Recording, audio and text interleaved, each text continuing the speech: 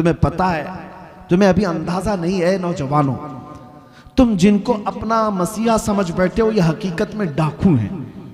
ये दुनिया तुम्हारे लूट मार की मुंतजिर है। हमारी बच्चियां भी, मेरा मैसेज पहुंचता है तो पहुंचाओ, जो ये समझती हैं कि उनकी आज़ादी की बात करते हैं, हकीकत में वो आज़ादी नहीं देना चाहते, वो तुम्हारे जिस्म के मुतलाशी, वो हवस परस्त हैं। हमने कहीं एक हिकायत पढ़ी थी कि भेड़िए जो है, भेड़िए जानते हैं, अब भेड़ियों ने ये बाहर आकर के ऐलान करना शुरू किया कि बकरियों को आज़ादी दे दो, बकरियों को आज़ादी दे दो। अरे भेड़िया तो बकरी को खाता है, लेकिन बकरियों की हिमायत में नारे लग रहे हैं। सेम आज की सिचुएशन में आपको बता रहा हूं, भेड़िए आए हैं मोहल्ले में और नारे लगा रहे हैं बकरियों को आजादी दो, बकरियों को आजादी दो।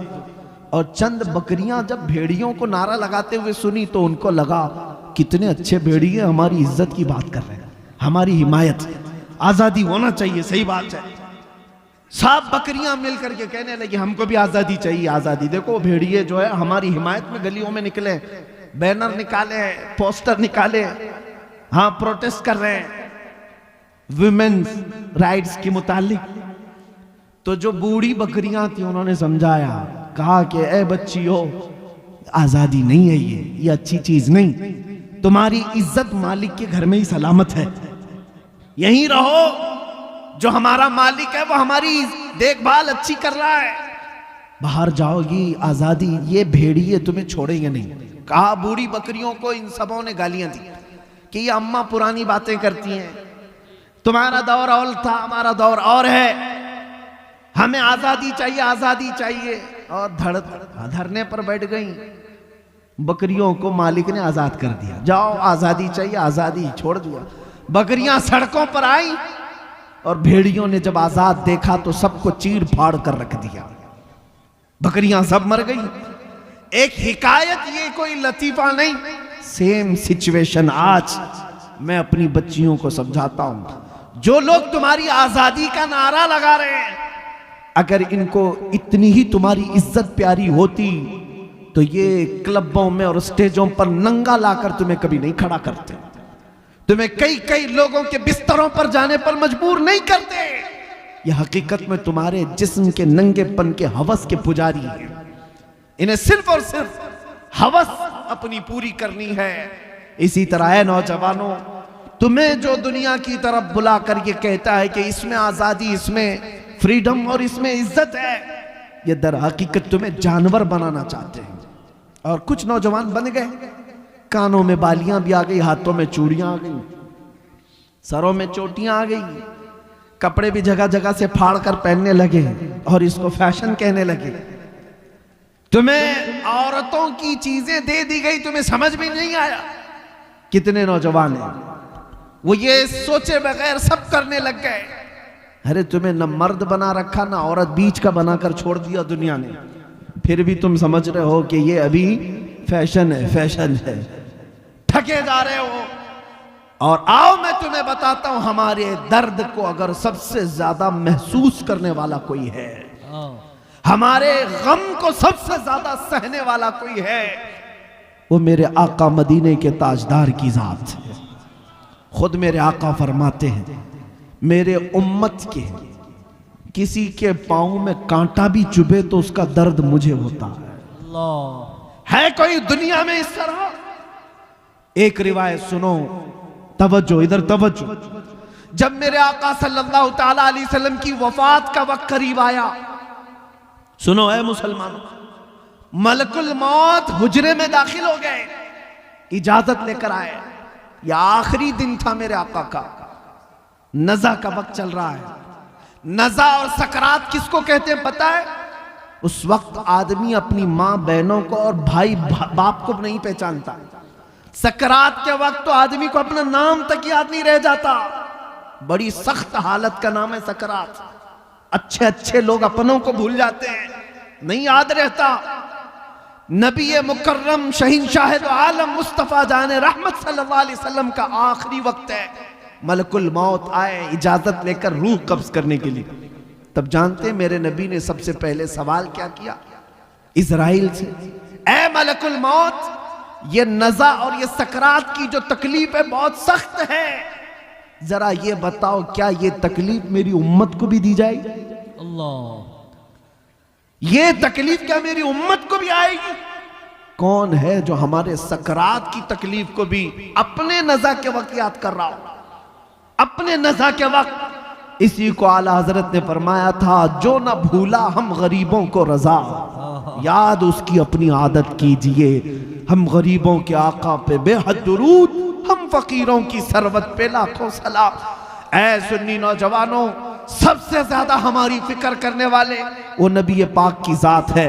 जब नबी पाक सल्लल्लाहु अलैहि वसल्लम सजदे में गिरकर बेतहाशा रोते रहे, किसके लिए रोते रहे? उम्मत के लिए। रब्बी हबली उम्मती, रब्बी ग़फिरली उम्मती। ताइफ में पत्थर खा करके भी दुआ करते रहे, मौला मेरी उम्मत मुझे नहीं पहचानती, इन्हें माफ कर दे।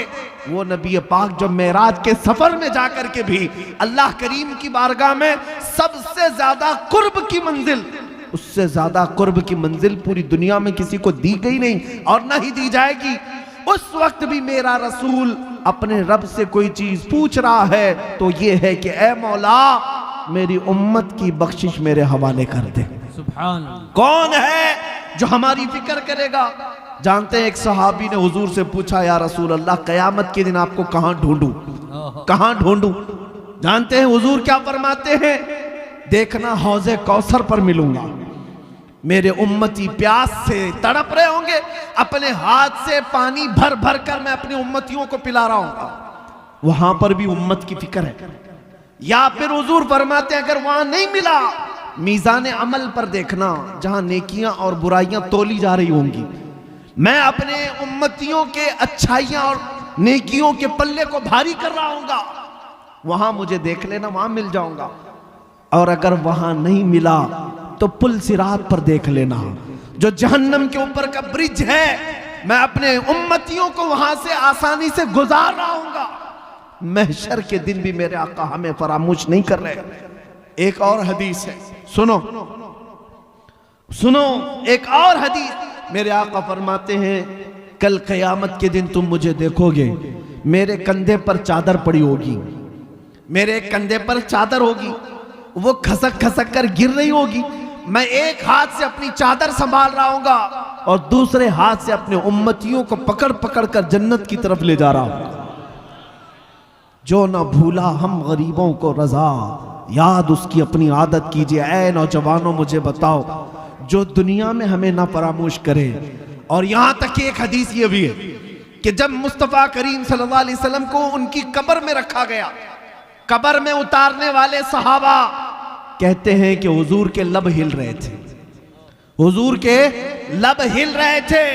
हमने कान लगा करके सुना तो नबी पाक ये कह रहे थे, रब्बी हबली उम्मती, रब्बी ग़फिरली उम्मती, ऐ मेरे रब मेरी उम्मत को माफ कर दे, मेरे उम्मत को मेरे हवाले कर दे।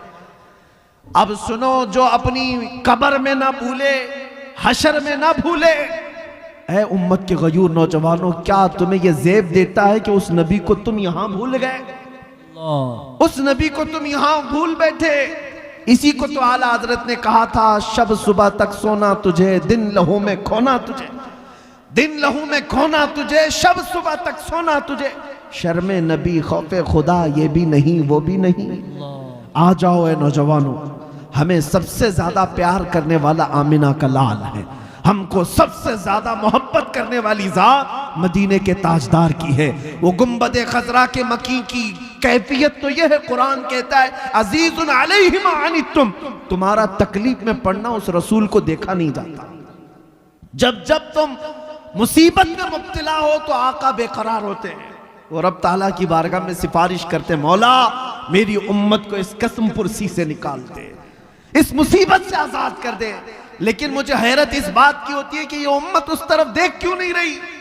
वो रसूल आज भी अपना दर दौलत खोले हुए है, आज भी वो अपना दरबार खुला रखे हुए है। आला हजरत ने कहा है, लब वहां हैं, आंखें हैं बंद, फैली हैं झोलियां, कितने मजे की भीख तेरे पाक दर की है। क्या बात है।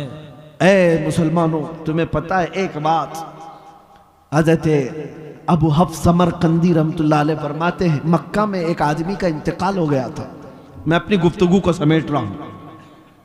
मक्का में एक आदमी का इंतकाल हो गया, उसका इकलौता बेटा था, लेकिन जिस शख्स का इंतकाल हुआ मरते ही उसका चेहरा गधे की तरह बन गया, गधे की शक्ल हो गई, जानवर की तरह चेहरा बन गया। किसी के घर में कोई बाप मरा हो और चेहरा जानवर की तरह हो जाए, क्या वो दिखा सकेगा दूसरों को मैयत? बेटे ने जल्दी से दरवाजा बंद कर दिया, रोने लग गया कि क्या हो गया मेरे बाप के साथ, क्या हो गया। घर वालों को मालूम था, बाहर किसी को नहीं मालूम। रोते बेटा अब क्या करें। बेटे ने यह सोचा कि घर में ये गड़ा खोदूंगा और यहीं पर बाप को दफन कर दूंगा, बताऊंगा नहीं, क्योंकि इज्जत का सवाल है। कोई देखेगा इसका बाप जानवर की तरह हो गया, मरने के वक्त क्या कहेगी दुनिया।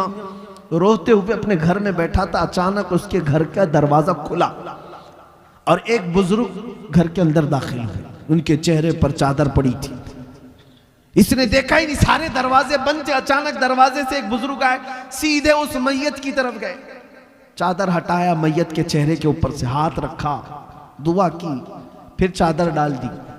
ये नौजवान जो बेटा बैठा हुआ था ये देख रहा था उस बुजुर्ग को आते हुए और फिर ये करते हुए। फिर उस बुजुर्ग इसके पास आया, कहा पूछा क्या बात है, क्यों रो रहा है। ये चेहरा उठाए बगैर कहता मैं जानता नहीं आप कौन है, कैसे आ गए, लेकिन आपने देख ही लिया है, अब मेरे बाप के चेहरे को तो देखो।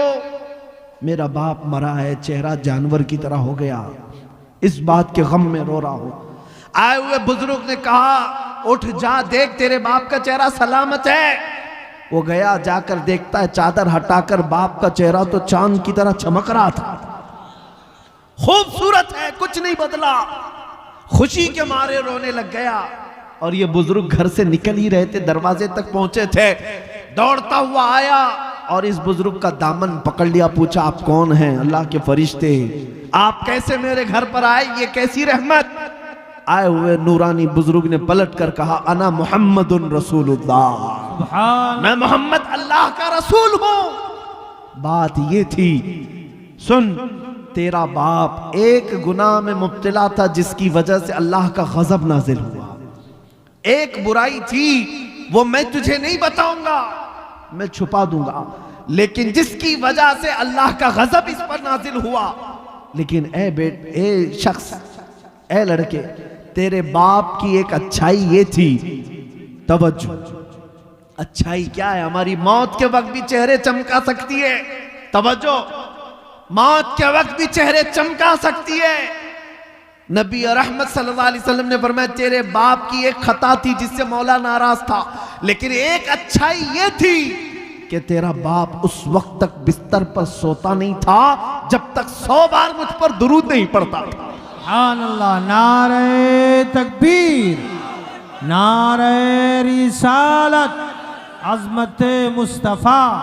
इसका दुरूद जो फरिश्ते मुझ तक पहुंचाते थे वो आए, उन्होंने कहा या रसूल अल्लाह गजब हो गया, वो बंदा जो आप पर 100 बार दुरूद पढ़ता था रोजाना, उसका चेहरा अल्लाह ने गजब से बदल दिया। हुजूर फरमाते मैं वहीं से उठा और तेरे घर आया और तेरे बाप के चेहरे को देखा, बदला तो जरूर था, लेकिन मैंने हाथ रखकर अल्लाह की बारगाह में अर्ज की, ऐ रब्बे करीम, ये मुझ पर दुरूद पढ़ने वाला चेहरा है और मैंने हाथ रखा है, मेरे हाथ की लाज रख ले और मेरे इस गुलाम के चेहरे को हुस्न में बदल दे। रब ताला ने फरमाया ऐ महबूब, अपना हाथ उठाओ, उसके चेहरे को हम चमकदार बना देंगे। नबी पाक सल्लल्लाहु ताला अलैहि वसल्लम मदद के लिए मौत के वक्त भी तशरीफ लाए। ये वाकया सिर्फ इसलिए अर्ज किया, ऐ सुन्नी मुसलमानों, जिससे तुम मोहब्बत करने का दावा करते हो, अगर दुनिया में किसी की गुलामी करते करते तुम्हें 25 साल लग गए, किसी का झंडा उठाते उठाते 20 साल लग गए, मरने के वक्त पुकारना अपने लीडरों को, मैं मर रहा हूं, आ जाओ, मेरा चेहरा बदले तो तुम बदल देना, मैं जा रहा हूं कब्र में, मुनकर नकीर आए तो बचा लेना, ये कोई तुम्हारी मदद को नहीं आ सकेगा, कोई तुम्हारा चेहरा नहीं बदल सकेगा। लेकिन एक बात का यकीन है, अगर मैं मरने से पहले मेरे मुस्तफ़ा को पुकारूं, या रसूल अल्लाह मैं मर रहा हूं, मेरे मौत के बाद तशरीफ लाना, तो फिर मेरे आका जरूर तशरीफ लाते हैं। इसलिए कि हमने देखा है, अपनी आंखों से देखा है, एक मर्द कलंदर, मुजाहिद इस्लाम, वारिस उलूम आला हज़रत जानशीन मुफ्ती आज़म हिंद हुजूर ताजुश शरिया बदरुत तरीका मुर्शिद गिरामी की वफात को मैंने आंखों से देखा है। वफात के बाद 48 घंटे हो गए थे। 48 घंटे के बाद जब जिस्म ले जाया जा रहा था, अरे 6 घंटे 10 घंटे के बाद बॉडी फूलने लग जाती है, सुकड़ने लग जाती है, या इधर उधर से पानी बहने लग जाता है। मैंने 48 घंटे के बाद उस ताजुश्शरिया को देखा। मैं जनाजे में हाजिर रहा, और जनाजे में नहीं बल्कि जिसमें पाक पकड़ कर हाजिर रहा। कब्र पर जाने तक जिस्म को जैसे पकड़ा जाता था, जिंदगी में जिस तरह की जिस्म में नरमी थी वैसे ही वफात के बाद भी नरमी नजर आती थी। वो जिस्म तरोताजा था, उसी तरह चमकदार था।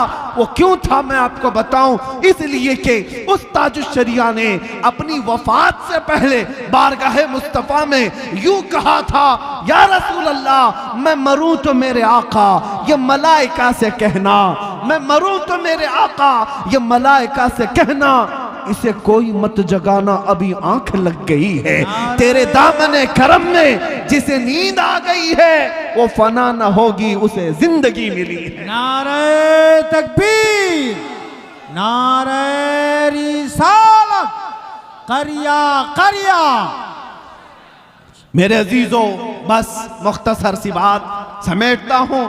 जो जिंदगानी तुम्हें अल्लाह ने दी है बाकी, आज ये इरादा कर लो, आज ये इरादा कर लो, जिएंगे तो मेरे मुस्तफ़ा के सुन्नतों पर जिएंगे। एक भी नौजवान उठ करके ये अहद कर लिया, हमारा जलसा वसूल हो गया, हमारी रात कबूल है। एक भी गुनाहों से तौबा कर ले कि आज के बाद मैं गाने नहीं सुनूंगा।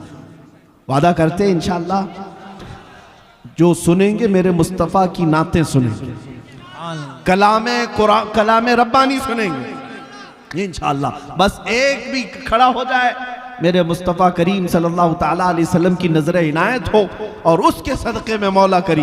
बैठो बैठो बैठो, मुझे पता है पूरा मजमा खड़ा होगा, क्योंकि हर एक के दिल में जज्बा है, हर एक के दिल में जज्बा है। और मुझे पता है दुनिया आज इसी बात से तो लर्ज़ा है, इसी बात से खौफज़दा है कि किसी दिन ये खड़ा हो गया तो दूसरों का उठना भी मुश्किल हो जाए। हाँ, किसी दिन ये खड़ा हो गया तो दूसरों का उठना भी मुश्किल हो जाए। इसीलिए दुनिया तुम्हें नशा दे दे करके सुलाती है। बहुत ज्यादा तुम्हारे मोहल्लों में नशा इसीलिए दिया जाता है कि ये जितना नशा करके सोते रहे हम जागते रहे। जिस दिन ये नशा छोड़ देगा हमारी नींदें हराम कर देगा, हमारा सुकून गारत हो जाएगा। अजीज़ाने गिरामी वक़ार, आज फिर दुनिया को ये बताने का वक्त है, कुव्वत इश्क से हर पस्त को बाला कर दो, कुव्वत इश्क से हर पस्त को बाला कर दो, दहर में नामे मोहम्मद से उजाला कर दो। आज के पूरे इस मजमे को मैं इख्तिताम पर लाते हुए बारगाह मुस्तफ़ा में अब ये अहद करता हूँ। सब मेरे साथ हुजूर की बारगाह में अहद करते हैं इंशाअल्लाह।